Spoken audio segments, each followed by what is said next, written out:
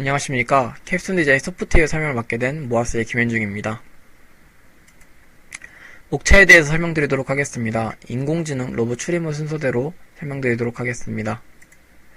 저희 팀은 다른 팀과 차별점으로 코라 엑셀레이터라는 인공지능 가속기를 사용하게 되었는데요.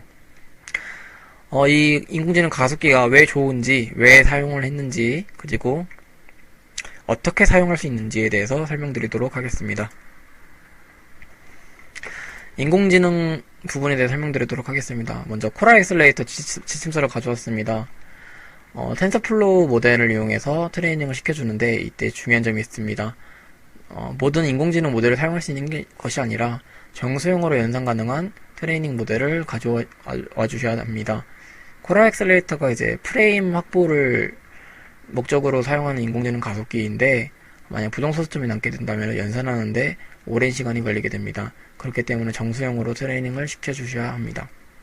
이후 프로즌 그래프 PE 파일로 추출해 주셔야 하고 다음에 토크 도구를 이용해서 텐서플로우 라이트로 변환을 해주셔야 합니다. 이후 리눅스 PC를 이용해서 컴파일을 해주시면은 HTPU 하드웨어에서 사용 가능합니다. 왜 코라를 사용했는지에 대해서 설명드리도록 하겠습니다. 좌측에 보이시는 화면이 이제 인텔의 뉴럴스틱을 사용한 인퍼런싱 화면이고 우측은 코라 엑셀레이터를 사용한 인퍼런싱 화면입니다. 정확도는 두 기기 다 모두 훌륭했지만 프레임에서의 차이가 조금 보입니다. 4.06, 6.33 정도 이렇게 나오는데 프레임이 2프레임 정도밖에 차이 안 난다고 생각하실 수 있지만은 라즈베리 파이 같은 인베디드 보드에서는 이 2프레임 차이가 꽤 크다고 생각됩니다.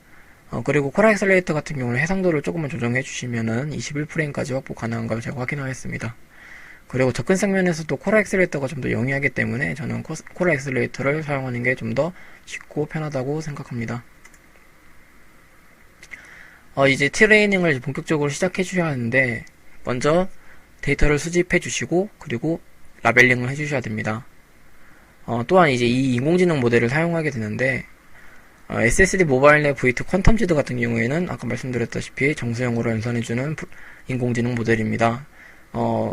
그리고 이제 데이터 수집을 하시게 된다면은 최소 한 객체당 600장의 데이터를 수집해 주셔야 어느 정도 정확도를 확보하실 수 있습니다.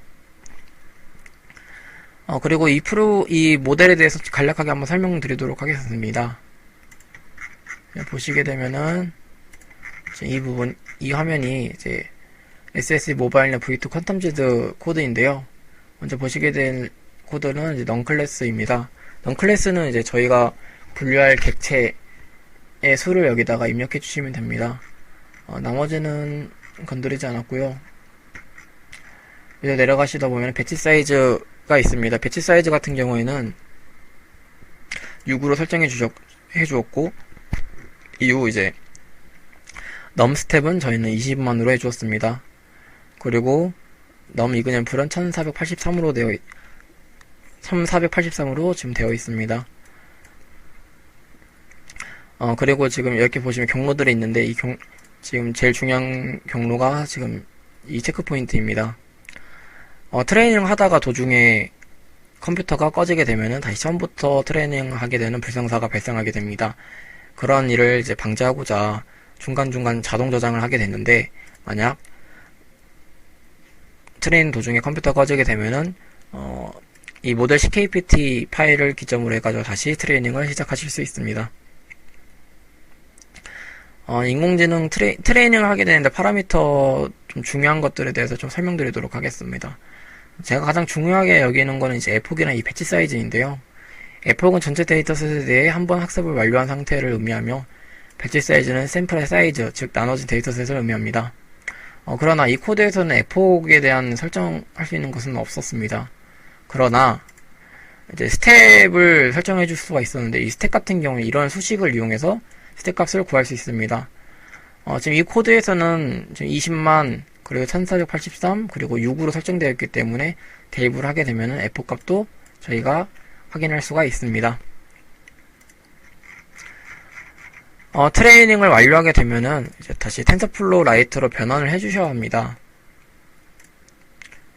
근데 변환하기 전에 이제 트레이닝 된 값을 한번 보시게 되면은 지금 보시게 되면은 15,080 스텝에서 저희는 이제 트레이닝을 중지를 해주었습니다. 그 이유는 20만 스텝을 다 돌리게 되면 오버피팅이 발생하기 때문에 20만까지는 돌리지 않았고, 제가 이제 텐서보드를 이용해서 토탈로스 값을 계속 확인할 결과 15,000 정도 스텝에서 밸류 값이 떨어지지 않고 계속 유지되었기 때문에 이 스텝에서 저는 트레이닝을 중지하였습니다. 그래, 트레이닝이 완료되면은 텐서플로 라이트로 변환을 해줘야 되는데 이 과정이 제일 복잡하고 까다로웠습니다. 우선 MSOA 스토어 비주얼 C++ 빌드 도구를 설치를 해주셔야 합니다. 이 두 개 같은 경우에는 나중에 이제 바젤이라는 바젤이라는 것을 설치하기 위해서 꼭 필요한 도구들입니다. 설치가 완료되었다면 아나콘다 업데이트 및 텐서플로우 빌드 환경을 작성해 주셔야 되고요. 그리고 아까 말씀드렸던 바젤과 파이썬 패키지를 다운로드 해주셔야 됩니다. 이후 텐서플로우 소스 다운로드 및 빌드를 구성해 주시고 그 패키지를 빌드 하시면 됩니다. 이 텐서플로우 패키지를 빌드하는데 8시간 정도 소요하였습니다. 이후 토코를 사용하여서 텐서플로우 라이트를 변환해 주시면 됩니다. 텐서플로우 같은 경우에는 아나콘다를 이용해서 쉽게 설치할 수 있지만 텐서플로우 라이트 변환하기 위한 텐서플로우는 일반 방법이 아닌 이제 바젤을 이용해서 빌드하는 방식을 요구하기 때문에 이런 좀 까다로운 과정들을 거치셔야 합니다. 그리고 이제 리눅스 PC를 이용해서 컴파일을 해줘야 되는데 공식 홈페이지에 대한 참고사항을 한번 보도록 하겠습니다.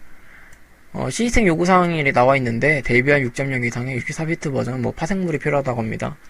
이 말은 그냥 우분투 PC가 필요하다는 뜻인데 저 또한 이제 저희 집 PC에 우분투 18.04를 설치하여서 컴파일을 해주었습니다.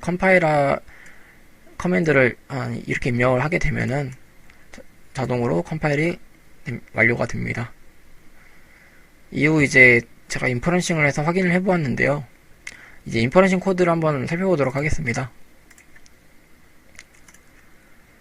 지금 보시는 화면이 인퍼런싱하는 코드입니다. 파이 카메라, USB 카메라 둘 다 사용 가능하고요. 지금 가장 중요하게 보셔야 될 부분이 이 부분입니다. 만약에 인퍼런싱 하다가 저희가 원하는 객체를 인식을 하게 되면은 그에 따른 또 제어가 또 필요하지 않겠습니까?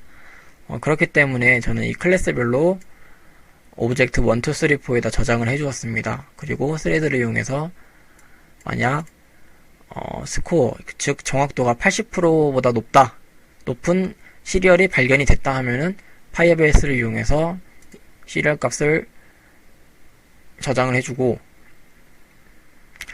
밑에도 똑같습니다. 우유가 80%보다 높은 정확도를 가지고 있으면은 파이어베이스에다가 밀크라는 값을 저장하게 됩니다. 이렇게 저희는 이제 파이어베이스에다가 값들을 넣어주면서 제어를 하였습니다. 인퍼런싱 하는데 문제점이 하나 있었습니다. 제가 인퍼런싱 하는데 사용한 카메라는 총 3대였습니다. 로지텍 930, C930, 그리고 위드로봇의 오캠, 그리고 파이 카메라였습니다. 파이 카메라 같은 경우는 FFC 케이블을 사용하기 때문에 문제가 없었습니다. 왜 문제가 없었냐? 코랄 엑셀레이터는 이제 USB 2.0 포트를 이용해서 이제 연산을 하게 됐는데, USB 웹캠 같은 경우에는 이 코랄 엑셀레이터와 USB 대역폭이 겹칠 위험이 있습니다. 로지텍 카메라 같은 경우에는 겹치지 않아가지고 인퍼런싱 하는데 문제가 없었지만, 위드로봇의 오캠 같은 경우에는 코랄 엑셀레이터와 대역폭이 겹쳐가지고 인퍼런싱 하는데 문제가 생겼었습니다. 이 점 꼭 좀 인지해 주셨으면 좋겠습니다. 코랄 엑셀레이터를 사용하시게 된다면.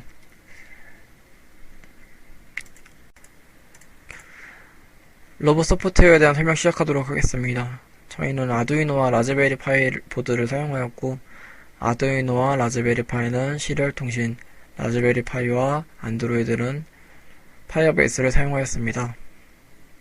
우선 아두이노 관절부랑 RFID 모듈에 대한 제어 코드 설명드리도록 하겠습니다.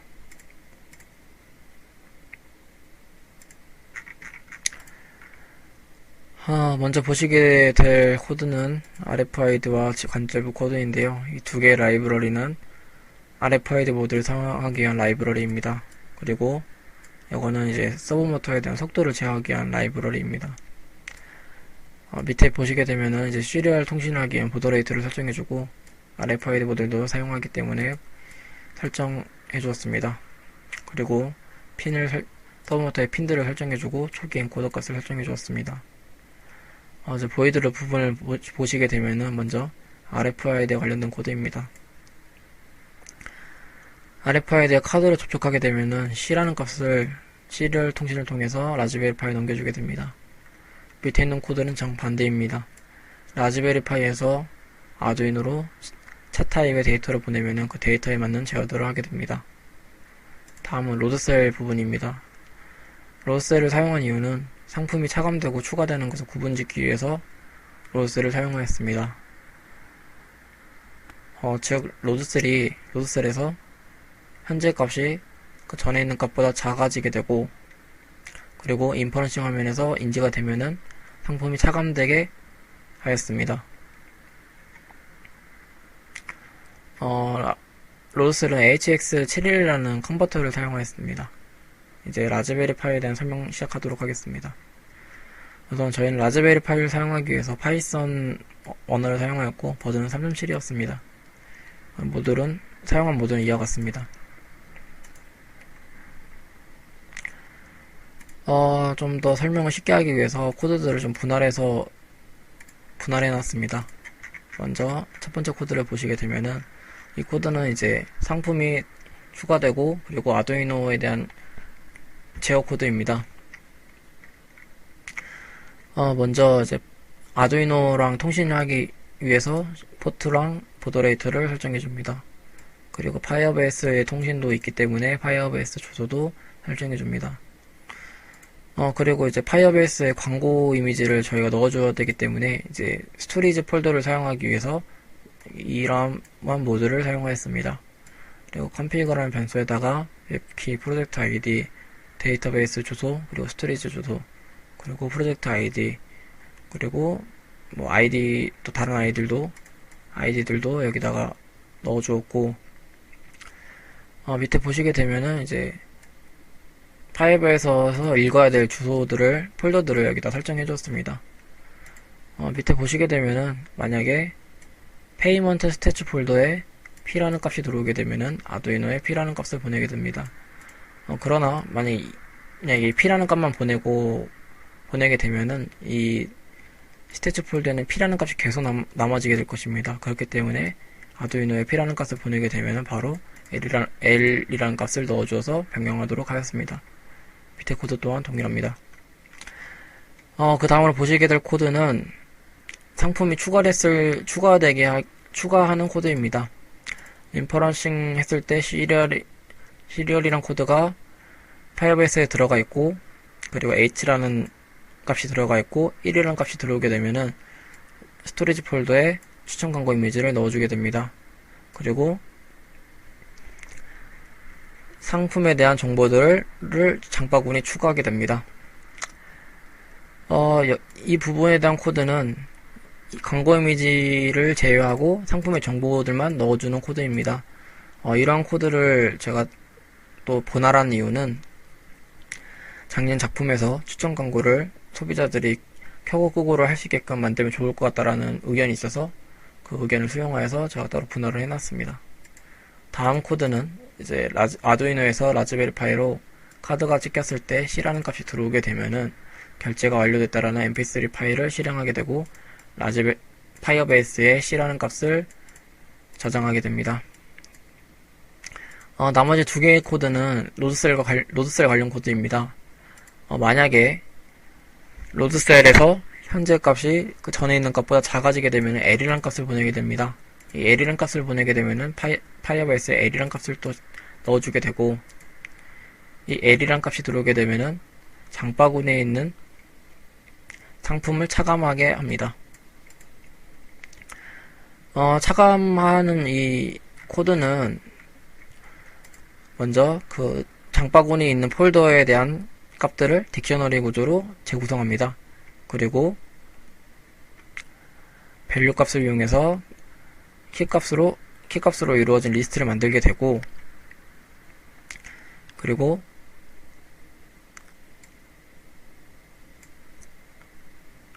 상품을 차감하는 방법입니다.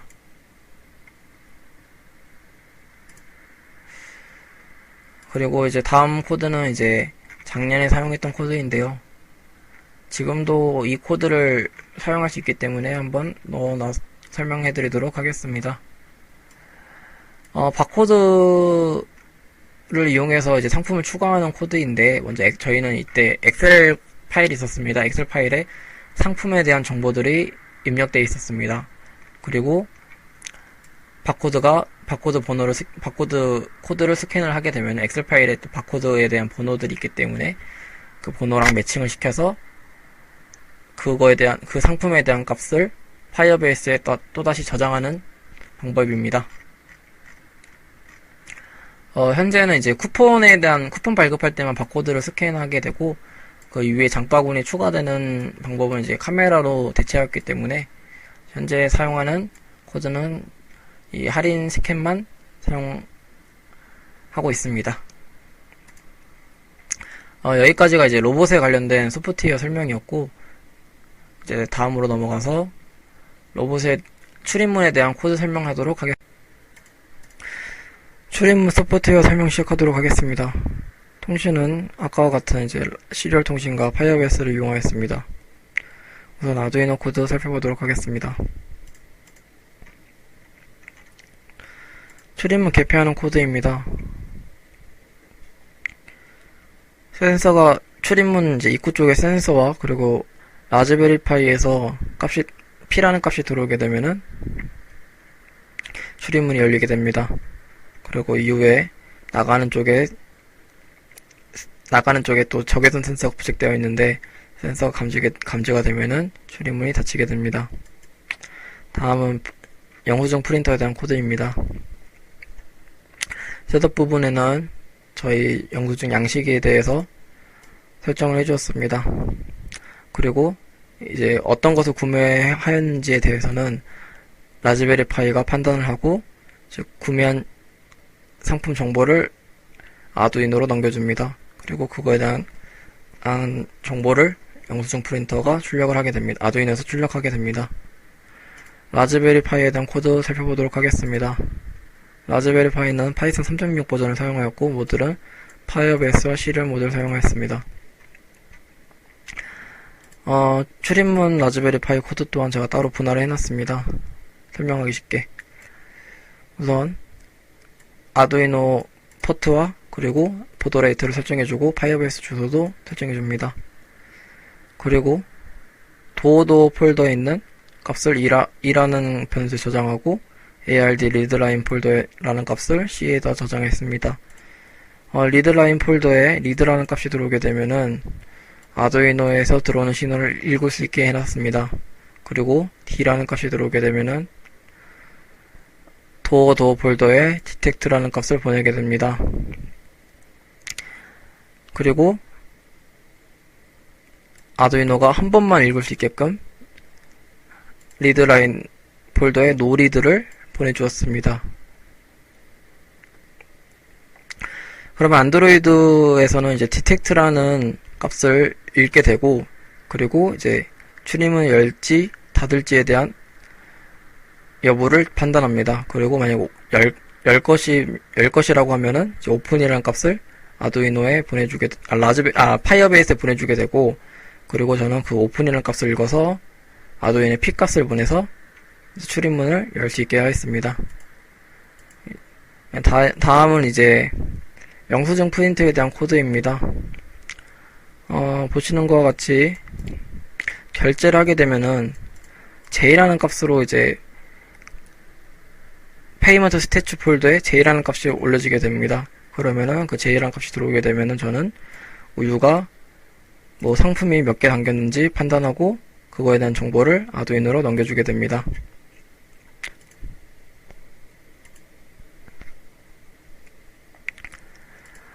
이상 출입문에 대한 소프트웨어 설명이었습니다. 이상으로 소프트웨어 설명